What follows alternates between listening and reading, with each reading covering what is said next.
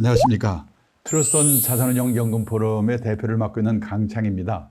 오늘은 우리나라의 가구당 순자산이 프랑스나 일본보다도 많다는데 도저히 우리 뭐가 문제인가 하는 제목으로 말씀을 좀 드리려고 하는데요. 제가 작년 여름에 한국은행에서 발표한 자료를 보니까 우리나라의 가구당 순자산이 프랑스, 일본보다 많다는 거예요. 그런데도 우리가 OECD 가입국 중에서 노인 빈곤율이 제일 높다고 그러고 또 노후 자금이 부족한 사람이 태반이라고 그러는데 어디에 문제가 있는가 생각을 좀 해봤는데 자산 구조에 큰 문제가 있는 거 아닌가 그런 생각을 하게 됐습니다. 퇴직을 앞두고는 우리나라 가정에서 자산 구조를 바꾸는 거, 구조 조정이 필요하지 않을까 그런 생각을 제가 하게 돼서 그 말씀을 좀 드리려고 합니다. 그래서 이제 우선 나이가 50이 되면은 가정에서는 우리 집의 재산 상태를 한번 살펴보자. 기업의 재무 상태를 나타내는 것을 대차대조표라고 그러죠. 대차대조표를 만들어 보는 겁니다. 뭐 용어는 몰라도 됩니다.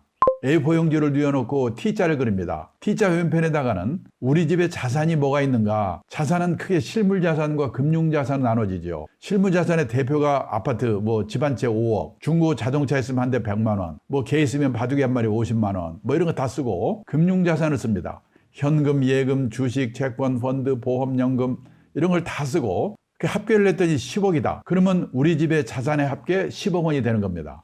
오른편에다가는 은행이나 신용금고에서 돈 빌려온 거 있는가? 부채, 차입금을 씁니다. 전부 합계를 냈더니 7억이다. 그러면 10억 원에서 7억 원을 뺀 3억 원. 이게 순수한 자기 자본 우리 집 돈입니다. 이 표를 나이가 50대가 되면 1년에 한 번 정도는 꼭 만들어 보는 게 좋다고 생각합니다. 만들어 보면은 생각이 많이 바뀌게 됩니다. 그걸 만들어 놓고 보면 우리나라 가정에는 문제점이 크게 두 가지가 있다고 생각합니다. 첫째 문제점이 뭐냐? 여기 보시는 것처럼 자산의 합계가 10억인데 부채가 7억 원인 집. 이런 집은 위험한 자산 구조를 갖고 있다. 이렇게 얘기합니다. 10억을 다 팔아서 7억 빚 갚아도 3억 원이나 남는데 뭐가 위험하지?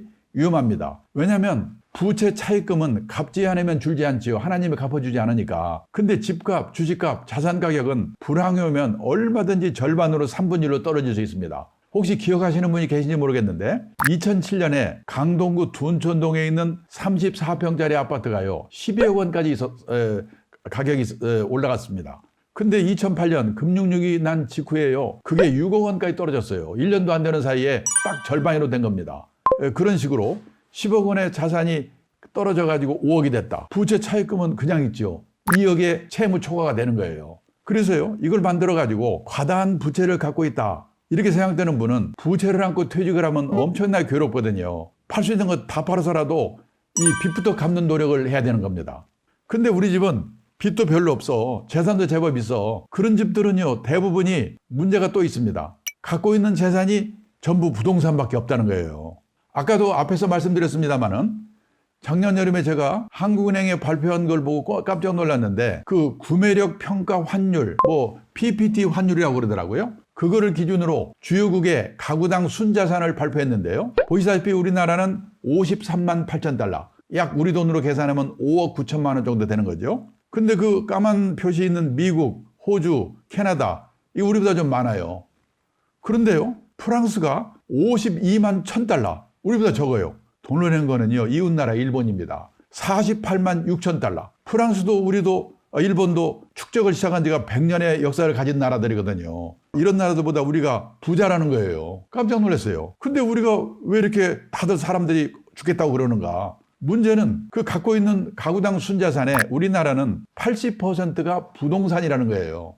그러니까 우리나라의 부동산 값이 비싸기 때문에 그게 평가돼가지고 부자인 것처럼 보이는 거죠. 근데 나중에 나이가 들면요. 집이 예를 들어서 10억짜리 부동산이 있는데 매달 들어오는 수입은 없다. 그럼 이번 달에는 화장실 팔고 다음 달에는 건너방 팔아 살고 이렇게 살 수가 없는 거거든요. 뭔가 대책을 세워야 돼요. 근데 제가 여기 보시다시피 이 미국이나 일본은요. 70%가 금융자산이에요. 부동산은 30%밖에 안 돼요. 우리가 반대예요. 여기에 저는 큰 차이가 있다고 생각합니다. 그런데요. 여기 보시는 것처럼 1990년도에는 일본도 부동산의 비중이 60%, 지금 우리나라나 큰 차이가 없었어요.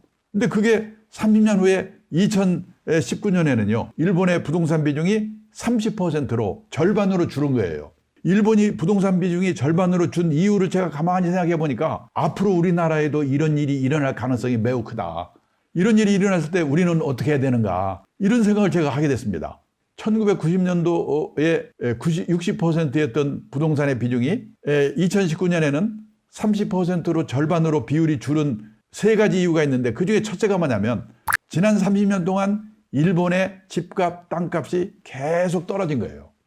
둘째는요, 집 없으면 어때? 빌 사놓으면 되는 거지? 우리처럼 집에 한이 맺혀 있잖아요. 집에 대한 인식이 달라진 겁니다.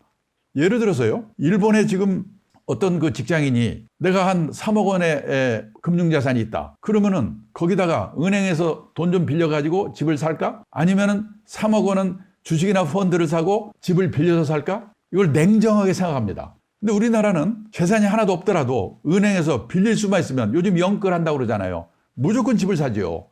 집에 대한 생각이 달라진 거예요, 이게. 근데요, 지금부터 30년 전에는 일본도 우리나라나 마찬가지로 집에 대한 인식, 땅에 대한 인식이 우리가 똑같았어요.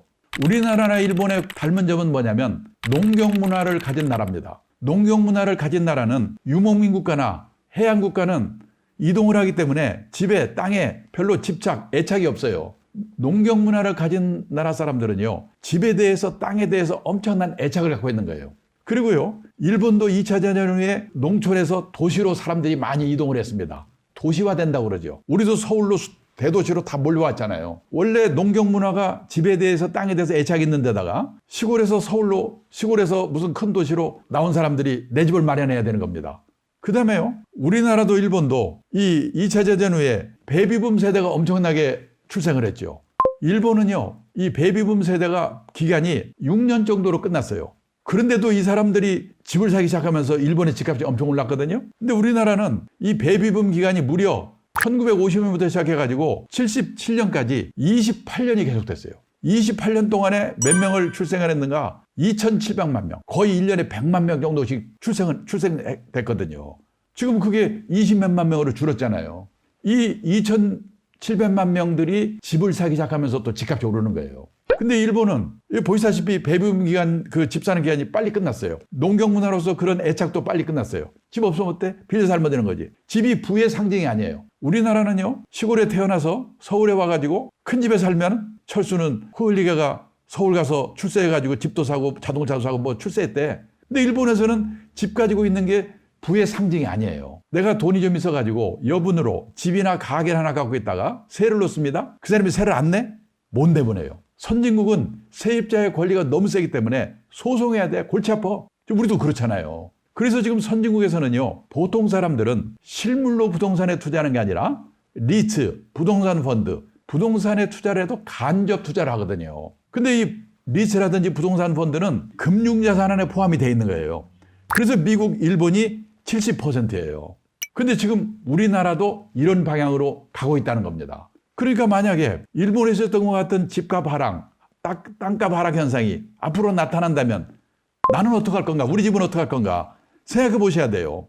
근데 또 하나 문제가 뭐냐면요, 일본 사람들은 이 집값이 떨어지더라도 실제 떨어진 거 보셨죠? 그냥 빚이었기 때문에 살다 그냥 떠나면 되는 거예요. 제 친구가 그런데요, 제 친구가 동경 수도권에 살고 있습니다. 28평짜리 아파트에 살고 있습니다. 일본 사람들은 집을 크게 살지 않지요. 그 아파트를요, 1984년도에 우리 돈으로 계산해서 1억 2천만 원에 샀어요. 일본의 집값이 제일 비쌀 때가 언제냐면 1991년 3억 6천만 원까지 올랐어요. 지금 얼마인 줄 아십니까?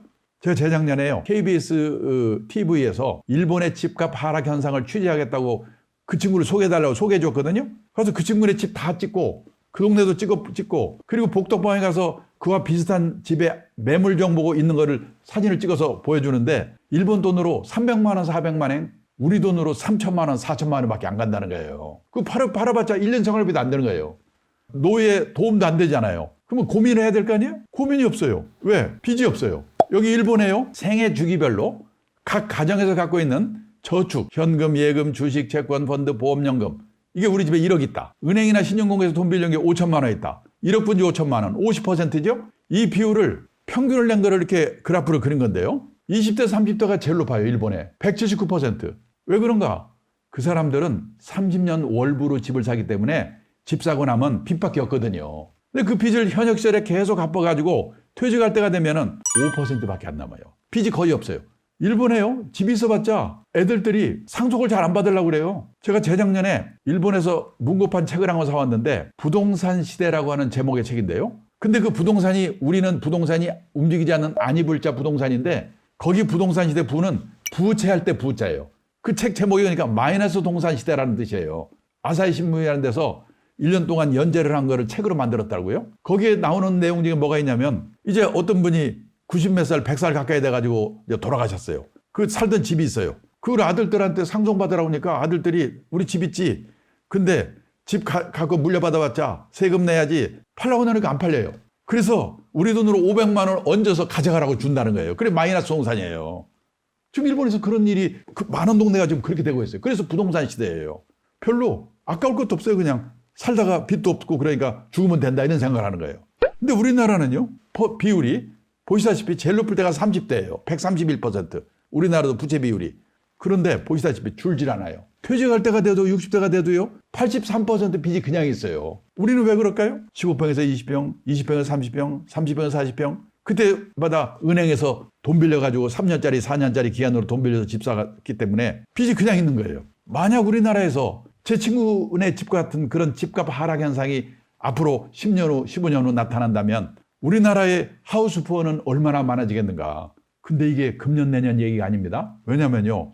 지금 금리는 낮지 돈은 쏟아져 나오지. 그리고 지금 우리나라 사람들이 지금 뭔가 조급증에 걸려 있거든요. 집 없으면 큰일 난다고 생각해서 옛날에는 30대 같은 경우는 뭐 별로 집 살라고 안달부달 안 했어요. 왜 30대들, 20대들도 막 집 산다고 난리잖아요, 지금. 그렇기 때문에 함부로 제가 이 말하면서 일본과 같은 꼴이 나니까 집 하세요. 난리 나죠. 나중에 어떻게 될지 모르니까. 제가 작년 봄에요. 강남에 어느 재건축한 아파트, 입주한 아파트에 경로당에 가서 강의를 했는데 거기 강의가 끝나니까 한 분이 저한테 뭐라고 하냐면 자기가 그 45평짜리 아파트를 갖고 있었는데 입주 전에 너무 벼락같이 오르니까 아이고 꼭지구나 20매덕에 팔았답니다. 팔고 나서 10억이 올랐대요. 저한테 와서 뭐라고 하냐면 지금이라도 다시 되사야 될까요? 제가 그걸 알면 거기를 왜 가겠습니까? 몰라요. 지금 당장 금년 내년에는. 그런데요. 지금 이 강의를 듣고 있는 분은 노후 대비로 어떻게 해야 될 건가를 지금 강의를 들으시는 분들이기 때문에 10년 후 15년 후 일본과 같은 꼴이 나지 말라는 법이 없는 거거든요. 우리나라에도. 저는 돌아가는 꼴은 비슷해요. 그렇기 때문에 그런 가능성이 매우 크다고 생각하거든요. 그러니까 팔라 뭐 이런 말은 제가 못하지만은 다만 원칙은 지켜야 된다. 그래야지 하우스포가 될 염려는 없다. 원칙이라는 게 뭐냐? 투자라고 하는 것은 리스크가 따르는 것입니다. 따라서 재산이 한 곳에 집중되어 있으면 안 됩니다. 갖고 계신 재산이 100% 부동산에 몰빵되어 있으시다면 그 부동산이 오를 때 오를 망정 우선 10% 20%라도 금융자산을 가지세요. 그리고 나이가 들어가면서 금융자산의 비중을 높여가셔야 됩니다. 그래서 환갑 나이쯤 되면 반반 정도는 돼야 된다. 지금 우리는 20%밖에 안 되잖아요. 금융자산이. 80%가 부동산이고 그게 반반 정도 돼야 된다. 그래야지 나중에 무슨 일이 생기더라도 하우스푸어가 될 염려는 없다. 결국 결론은 뭐냐면 금융자산의 비중을 높여서 균형을 맞추는 거. 과다한 부채를 안고 있으면 빨리 빚부터 갚는 거. 가계자산의 구조조정을 퇴직하기 전에 해야 된다. 이런 말씀을 제가 드리는 겁니다. 제 강의는 여기까지 끝내겠습니다. 감사합니다.